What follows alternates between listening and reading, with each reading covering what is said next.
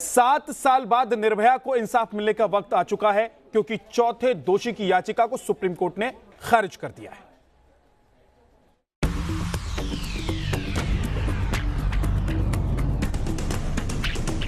अब निर्भया को इंसाफ मिलकर रहेगा।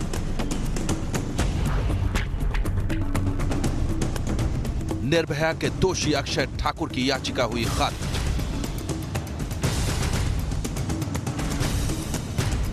अब चारों दोषियों की फांसी का रास्ता हुआ साफ।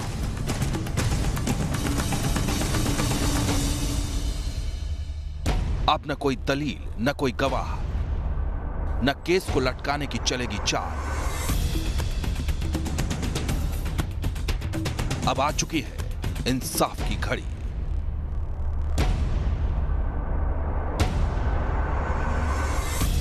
निर्भया के गुनहगारों की जिंदगी का काउंटडाउन शुरू हो चुका है।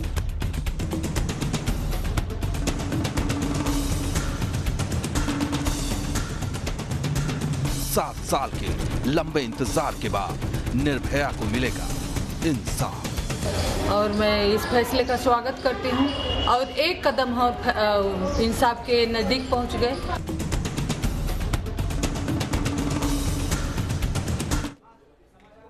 आइए अब आपको दिखाते हैं आखिर तिहाड़ जेल में दोषियों के फांसी को लेकर क्या इंतजाम हो रहा है। जिंदगी और मौत की एक कश्मकश भी कमाल है। इसके बीच में वो चार दरिंदे जिन्होंने निर्भया को तड़पा तड़पा कर मार डाला। इनके एक तरफ है राष्ट्रपति भवन, वो अकेली जगह जहां से आया फरमान इनकी मौत के फरिश्ते को खाली हाथ रवाना कर सकता है। दूसरी तरफ है एक मां जो दिन रात इन चारों दरिंदों के लिए मौत की दुआ मांग रही है।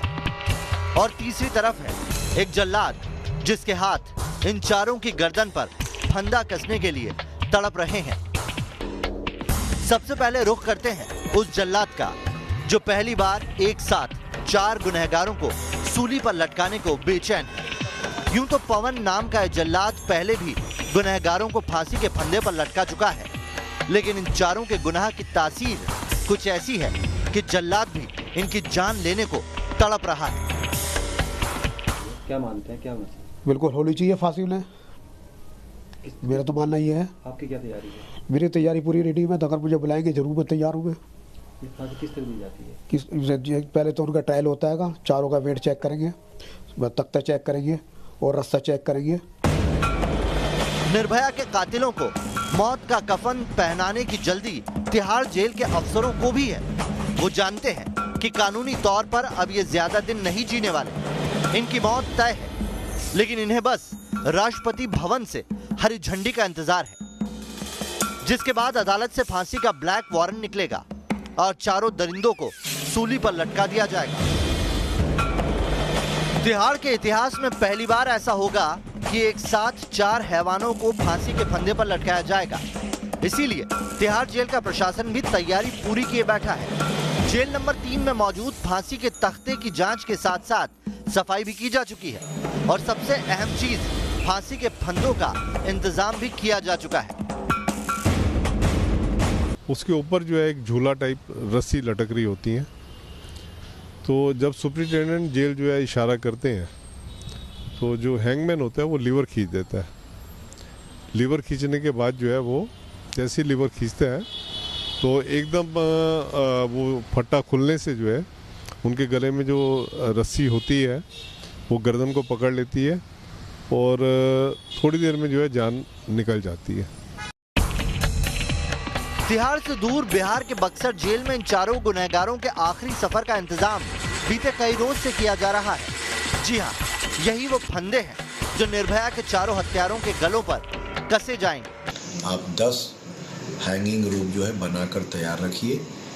आने वाले समय में इसकी सप्लाई का ऑर्डर आएगा, तो हम लोग 10 रस्सी को बनवा रहे हैं। एक तरफ तिहाड़ में सांस सांस को तरसते निर्भया के चारों कातिलों की धड़कन का शोर बढ़ रहा है, तो दूसरी तरफ इंतजाम पूरे कर चुके तिहाड़ प्रशासन की बेसब्री बढ़ती जा रही है।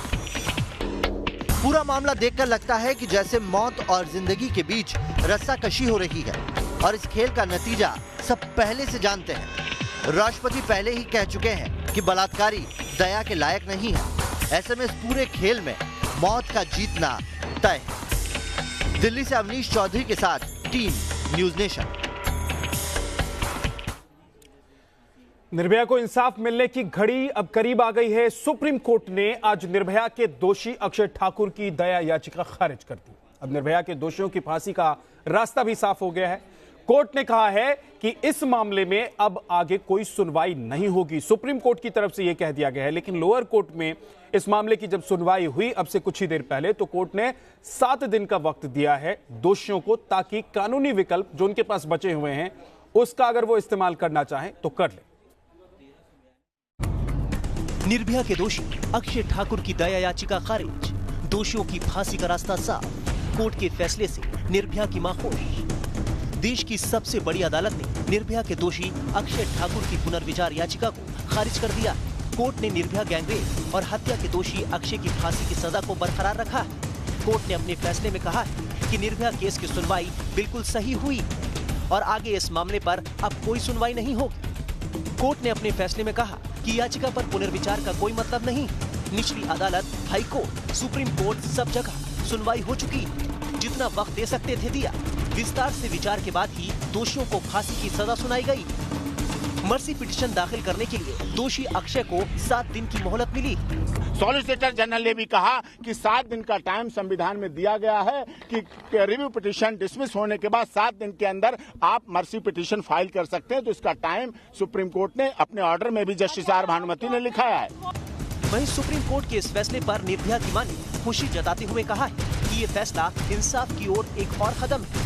7 साल हो गए, क्या आपको लगता है कि आज इस फैसले से इंसाफ हुआ है? बिल्कुल लगता है, क्योंकि इंसाफ के एक कदम और नजदीक हम पहुंच गए। लेकिन दोषी अक्षय के वकील इस फैसले से खुश नहीं और वो आगे अब क्यूरेटिव पिटीशन फाइल करेंगे। राष्ट्रपति के पास दया याचिका भी लगाएंगे। बता दें कि 16 दिसंबर 2012 को दिल्ली में 23 साल की पीड़िता के साथ 6 आरोपियों ने चलती बस में गैंगरेप की घिनौनी वारदात को अंजाम दिया था। इतना ही नहीं, आरोपियों ने निर्भया के साथ दरिंदगी की सारी हदें पार कर दी थी, जिसके बाद पीड़ित निर्भया की मौत हो गई थी। लेकिन 7 साल तक कानूनी चक्रव्यूह के बाद आखिरकार निर्भया को इंसाफ मिलने की घड़ी आ ही गई। दिल्ली से अरविंद सिंह के साथ टीम न्यूज नेशन।